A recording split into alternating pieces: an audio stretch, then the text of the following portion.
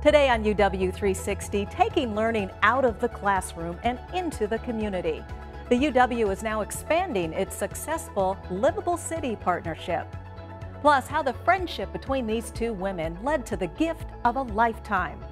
Also, bracing for the big one, how UW researchers are helping us predict and prepare for a major earthquake. And from the heart of UW to the center of Seattle's music scene, take a tour of the radio station that's helped launch the careers of thousands of musicians.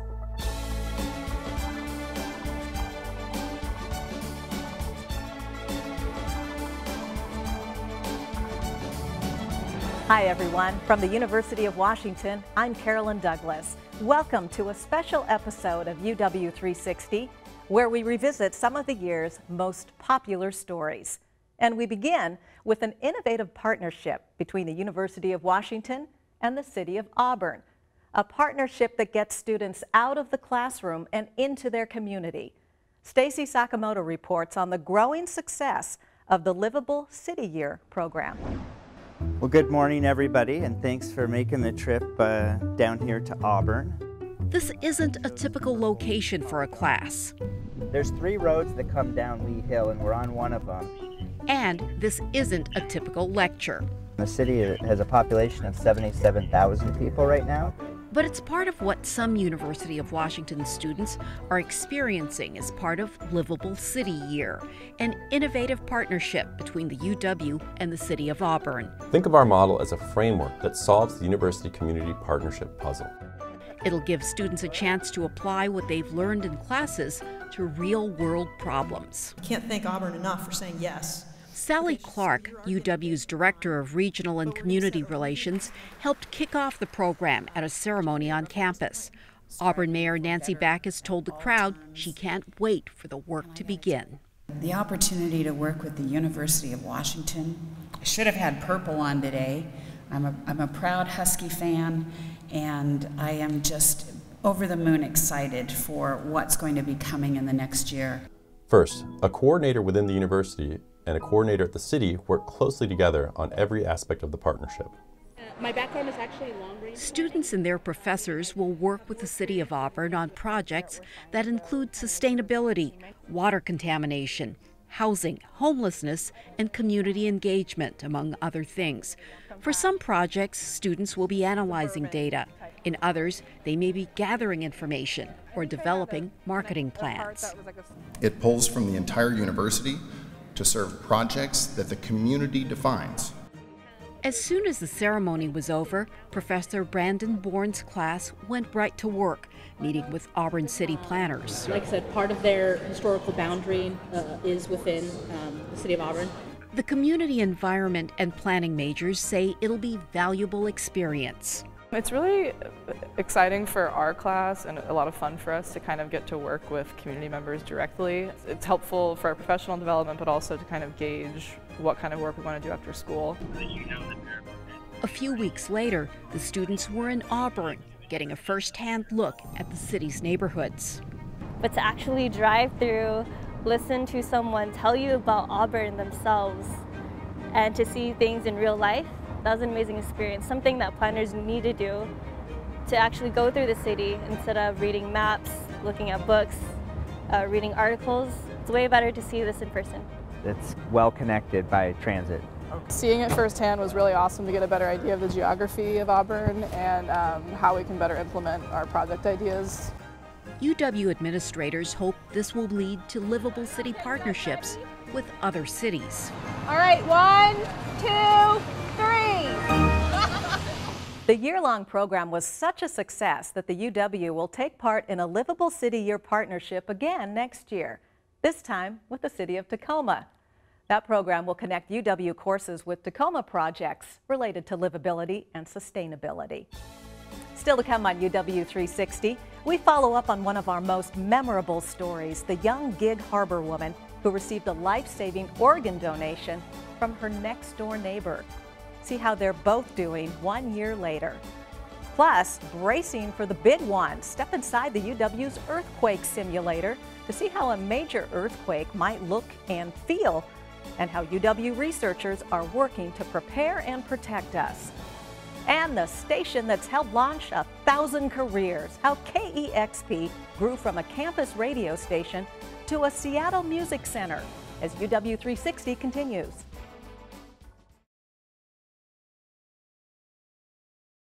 The following UW360 story is made possible by the generous support of BECU. BECU, more than just money.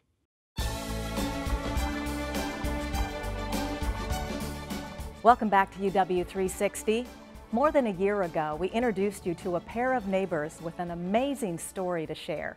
It's a story that started with a dire prognosis, but thanks to an incredible friendship and an incredible team at UW Medicine, it ends with the gift of a lifetime.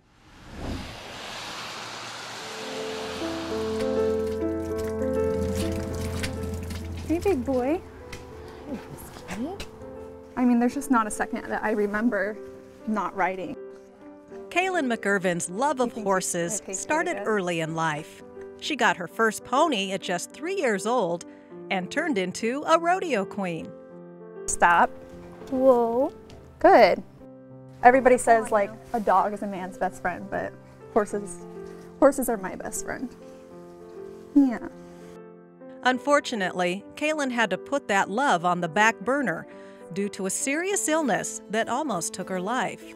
When I was 13, I got the stomach flu. I think I just woke up in the hospital. I slowly started to come to in the hospital.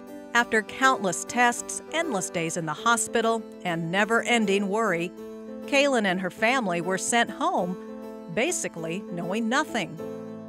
It was 10 years of hell, and I watched it happening. Jamie Kuzik is Kaylin's neighbor, lifelong friend, and even former babysitter. She was there from the very beginning. Jamie has been probably one of the biggest advocates for me as far as what can we do to try and get you healthier. Kaylin's case was very particular. She was told that the only thing that would cure her disease would be a liver transplant. Enter Dr. Martin Montenovo and the transplant team from UW Medicine. Did you ride a horse? No. The first time I met her, I thought that she would be an ideal candidate. So Kaylin went from thinking she had a simple stomach flu to needing a new organ, an organ that could take 18 months to 2 years to get.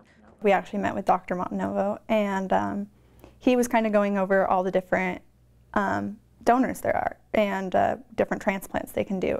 After he went through all of that, he said, and then your other option is live donor. I brought this up to Kaylin and her family, thinking that she would be a great candidate. So now the question is to find a candidate and to find a match. Now Jamie, watching Kaylin suffer for so many years, finally had the opportunity to help her young friend in an extraordinary way. We didn't really expect anything from her, but as soon as they said that it was an option for live donation, I knew she was gonna do everything she could to try. Yeah, she's got nappy hair. I couldn't live with myself for the rest of my life, looking at my kids perfectly healthy, without trying everything I could to help Kaylin. It's not the easy thing to do, it's the right thing to do. So who made her coffee? Kaylin was really, really very lucky of having someone like Jamie with a big heart who wanted to step up. And she got tested, and we say, yeah, you are a good match for Kaylin. And she said, I want to be a donor. What is the next step? It became kind of really real at that point. I was getting a second chance. God. It just meant a lot that she would step up and do that for me. 7 really deep breaths. 2 separate surgical teams, dozens of medical experts and professionals, all focused on the first of its kind transplant here in the Pacific Northwest.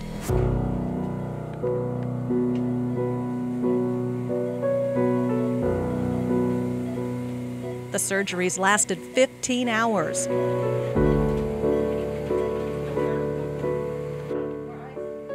and 60% of Jamie's liver was successfully transplanted into Kaylyn's body. Kaylyn did remarkably well. You asked me, what do you expect for all your recipients for a living donor to do? And I would say, I want everybody to do like Kaylyn. The same from the donor side. Jamie has been an amazing, amazing patient.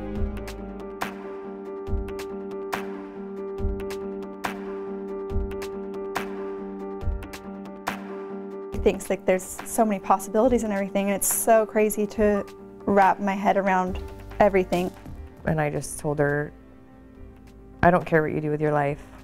I don't care if you go back to school. I don't care if you ever have a job. I just want you to be happy. That's what I want. That's my only expectation for you. Go ahead and stop. And what makes Kaylyn happy is riding horses. I was kind of hoping that at my 3 months, they were going to be like, yeah, you're good, you can ride again. But that's still not the case. Just step over them, click through a little bit. Luckily, I can still come out and I can play with them, and Miley can keep them all rode and legged up for me. It's been, what, over 4 months now that I haven't rode, and that's a pretty big deal to me. So they're a very important part of my life. It's really hard not to. Hey, Whiskey. Even though she can't ride, Kaylyn still teaches Jamie's daughter Miley how to care for and handle the horses. And as much as Kaylyn is anxious to get back in the saddle, Miley is just as excited to have her instructor and friend back in good health. She won't be in the hospitals anymore, and it's going to be fun because we can ride more. Because my mom gave her a part of my mom's liver. Good job. It's been the best thing about my life. It's changed my life, and and I wouldn't change it for the world. Thank you so much for everything. I'm very, very, very proud of you. Very, very happy. You made my year. You made my year. They also compared your disorder to death by 1,000 paper cuts, so that doesn't seem like a happy ending to me. No. This is a much happier ending. It has been almost 2 years since that transplant, and we're happy to report both women are doing great. Kaylyn is back in school and still deciding which dream to pursue. She's busy riding again and busy caring for the newest addition to her family, a spirited 3-month-old horse named Willie. Jamie now has her CNA certification and plans to work in a hospital while finishing her degree. She hopes to start nursing school soon. Both women continue to be advocates for transplant donors and hope their story will encourage others to help save lives. Still ahead on UW 360, are you ready for the big one? We'll go inside the UW's earthquake simulator and see how researchers are working to prepare and protect us from the next big quake as UW 360 continues.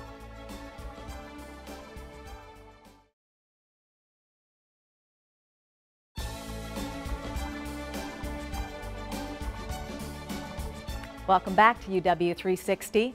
Consider this next story a public safety announcement. As you've no doubt heard, Seattle sits on the edge of the Cascadia fault line, which is overdue for a devastating 9.0 earthquake. Former student reporter Rio Barber shows us what that might look and feel like and how the UW is working to prepare.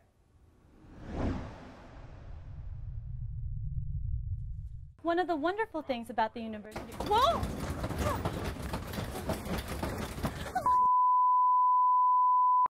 Okay, full disclosure. We're not actually inside a house right now.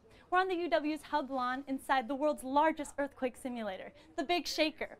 This machine can simulate up to 8.0 on the Richter scale. Hit it! Oh my gosh! The Big Shaker was brought to campus to show people just how powerful an earthquake can be, and to serve as a reminder that Seattle lies on a hazardous fault line, a zone of east-west thrust faults, which could one day generate a 9.0 on the Richter scale. It felt a little bit like a ride, but afterwards, just feeling how I felt really shaky afterwards, and I think that was probably very realistic as to what would normally happen.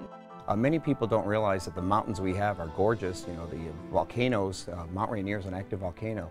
All of it's because we sit on the Pacific Ring of Fire, and we are in one of the most earthquake active areas in the entire country.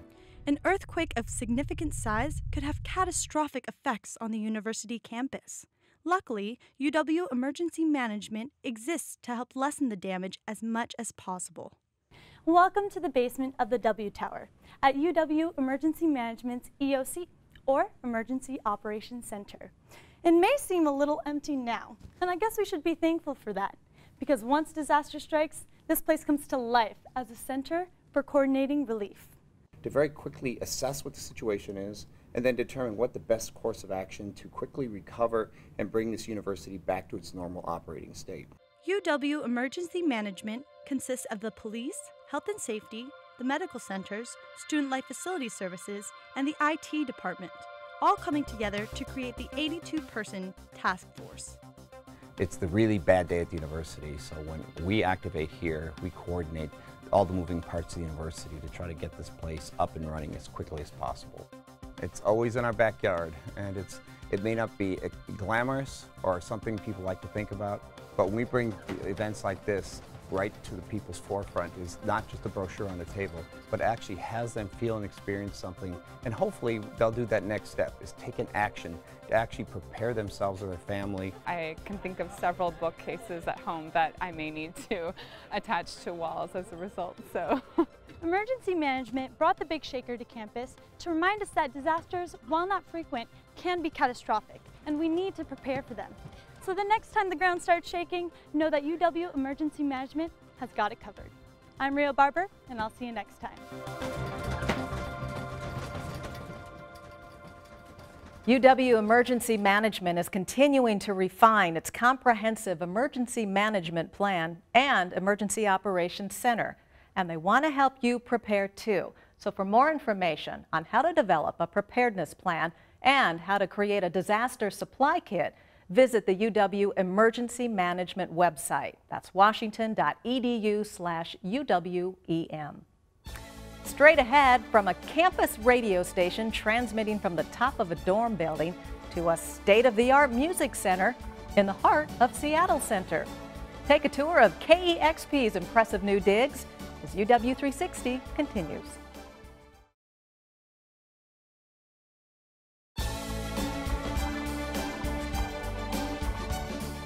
Welcome back to UW 360. Since it began broadcasting at the University of Washington in 1972, radio station KEXP has helped launch the careers of thousands of musicians.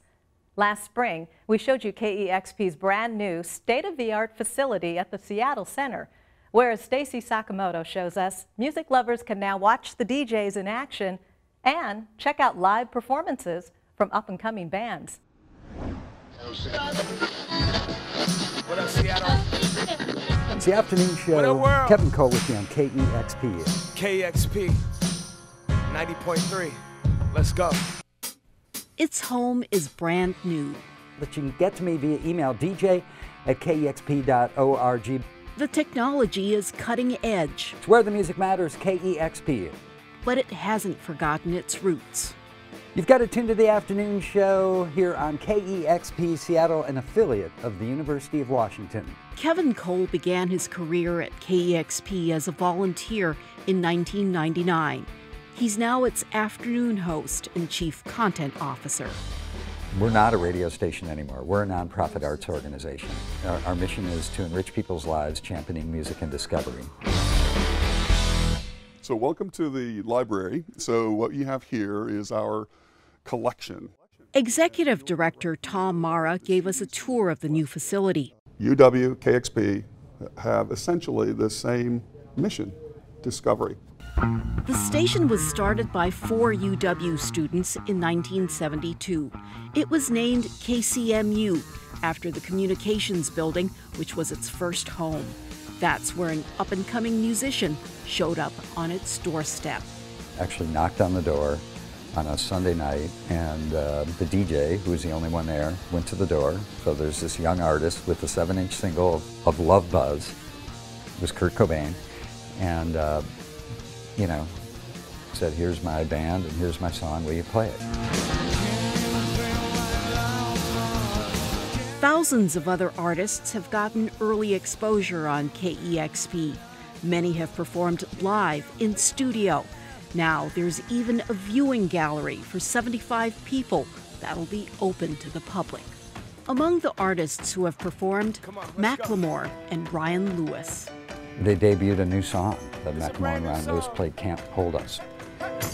First time on the radio, KEXP. You know, as an artist, he was excited to share that new music with the KEXP community of music lovers all over the world. Different sound on the new song. Cole is looking forward to it. We're going to do something no other radio station has done before. We're going to be a public-facing radio station where our listeners from all over the world and music lovers all over the world who share this, you know, common bond and passion for music and music discovery, they're going to be able to come in and interact with KEXP, but also interact with each other. And I think that will just strengthen this community of KEXP music lovers. KEXP. Yeah. It's KEXP, where the music matters, 90.3 FM here in Seattle, heard all over the world online, kexp.org. KEXP 90.3. Dozens of bands have performed in KEXP's new studio since the station's new facility opened. But another highlight for music lovers is the spacious lobby called the Gathering Space, where you can listen to the music and watch the DJs at work. It also gives Kevin Cole and the other DJs a chance to really connect with their listeners. And since this is, after all, Seattle, the lobby also features, of course, a gourmet espresso bar. And that does it for this edition of UW360. If you'd like more information on any of the stories you saw today, just head to our website at uwtv.org/UW360. You'll also find us on Facebook and Twitter.